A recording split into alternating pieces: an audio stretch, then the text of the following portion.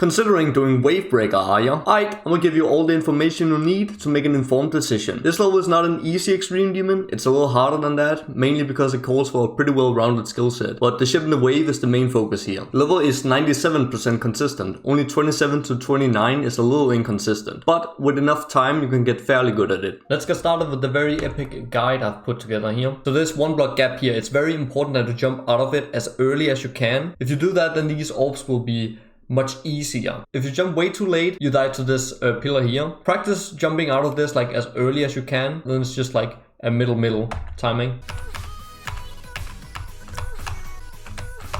And then this dash up is a little bit hard at first. It's basically just a middle timing. And this just like flows very naturally. This orb here, I will say you gotta, wait a little split second on this one so you get a little bit further. I like to just hold down the button. You gotta make sure you're not too late here, but definitely not too early either. If you are like jumping any later than in the middle of these platforms, then you're just like too late. Yeah, Danceman's part here is a little bit awkward, I feel like. But for me, it got consistent like really fast. It was one of the first parts I got down. And here you just hit the pink and the red orb late.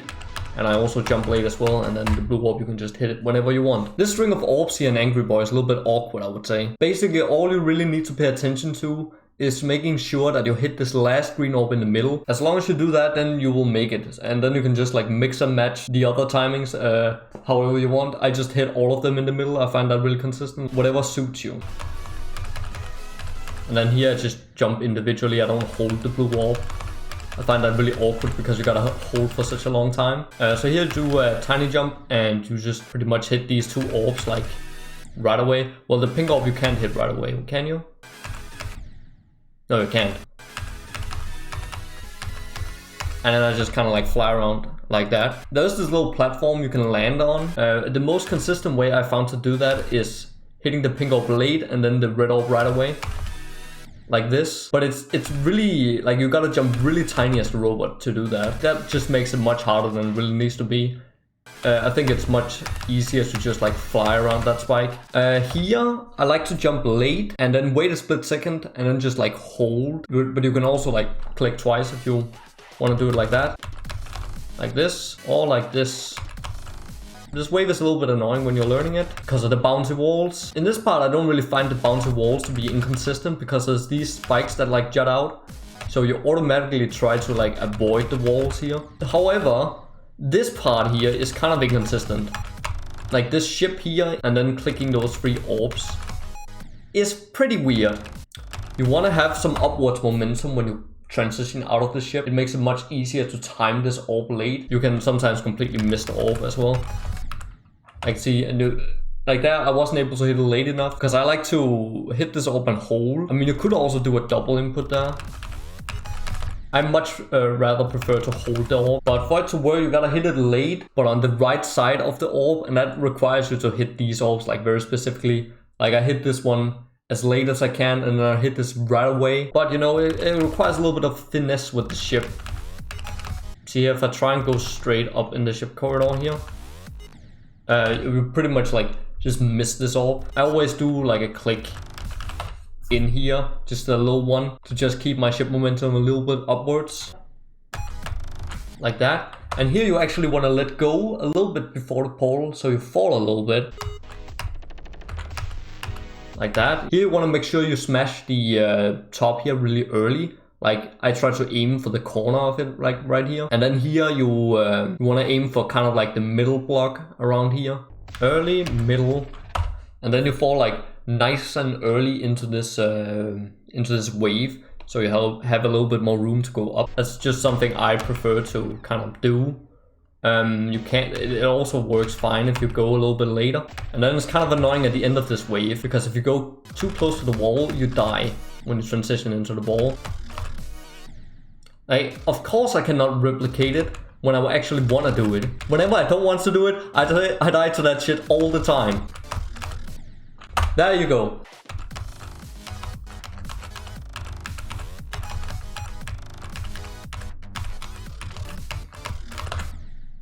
Yeah, like see, I'm in a run and that happens. There you go. So that's Moraine. In my opinion, that's the hardest part in the level. It's just like slightly harder than the rest, mostly because it has that like inconsistent part. On this UFO, you wait a split second. You don't go right away. It's important that you land on the pink pad a little early, otherwise you will die to the spike right here. And then you just hit the yellow orb like in the middle. Like see, you die like that. In this wave here, you can do 3 inputs. Or you can do 2. I like to do 2. The only thing you gotta keep in mind is have downwards momentum when you go into this portal. Okay, so this part is a little bit complex. So let me see if I can try and explain the timings here. So early, and then middle. But you can actually just skip that, can't you? Wait, I just figured out something new. But it doesn't seem to be very consistent. So don't do that. And then go up and down as fast as you can now. Well, not as fast as you can. That's the only little thing that's a little annoying. If you go too fast here, this kills you. And I don't think it's supposed to do that. Here, it's very important that you go down as early as you can. If you land on top of the jump pad here, you can sometimes hit the spike up here. Like that. And it wasn't me hitting the orb too early. Because that's the thing that can be a little bit confusing. I prefer to let go of the dash orb kind of like right here and let myself fall a little bit. And then like tap twice. And for the rest of the ship, just listen to my inputs. So when I hit the yellow orb, I kind of hold down until I like get to the spike, then I let go. I don't hold all the way. And that's because you want to make sure you jump immediately when you get into this UFO portal. If you like try and hold all the way, you can't really react in time. And then you like kind of just wait a split second and then tap twice fast. I think you're meant to hold all the way and just like wait a little bit, maybe. But I just find that really awkward. That's how I do it. And then it's late, and then early, and I hit this dash up in the middle, and I just hold until I can fit in this gap here. This pink orb here will kill you if you hit it late. I try to hit it in the middle because that just means that I can just hit the button 1, 2, 3 as fast as I can when I get into the spider. If you hit it earlier, you have to go a little bit slower on these spider timings.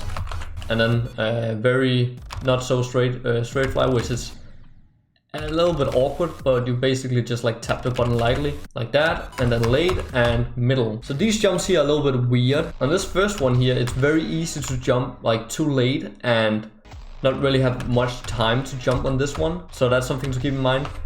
One thing you can do is hold down the button like this. It looks a little bit weird, but it won't kill you. And then you have like a little bit extra time to time this jump here, because this does kill you if you like jump right away. And then I actually think you can hold down here as well. Yeah, you can hold, wait, hold if you want to do that.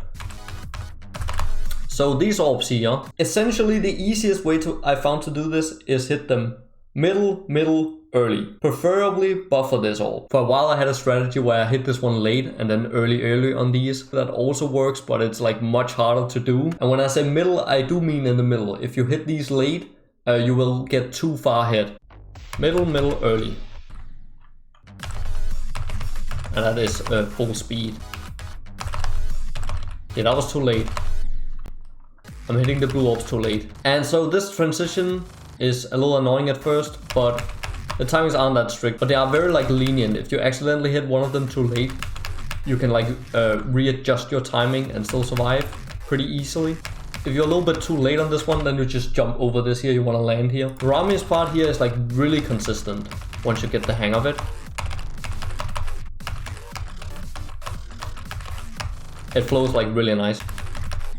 One thing I will say though is like you see I died here. This orb, you have to buffer this one. It seems like, oh, if I just hit it early, I'll be fine. No, you gotta buffer this one. And then on this spam here, I just go 1 and then 1, 2 at the end. 1, 1, 2. And then one thing I should say about this here, this dash orb, you preferably want to hit this one a little bit low, or at least in the middle. You don't want to hit this right away, because it affects this UFO here. Like sometimes if you're too high, that can happen. I just aim for hitting the dash orb in the middle. This is a bit of a shitty checkpoint, and then I just wait a split second when I get into the UFO portal. I don't find it very comfortable to let go before because then I feel like you can sometimes hit the spike if you overdo it. And yeah, this green up in here, you gotta buffer this, or else this wall kills you. Like so.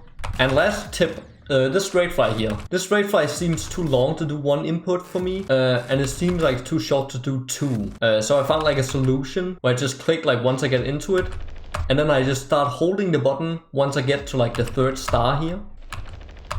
Like that. I just find that really comfortable. I don't know if you would agree. And then here, just wait a split second, and you can jump over there safely. And that's it, that's WaveBreaker. I highly recommend this level, mainly because the level is really consistent and well balanced. I only found Danceman and Angry Boy a little tedious from time to time, but then again, it's a really consistent level, so before long you will fly through these parts. Check out my completion video if you feel like it, and thanks for your time. Have a good day.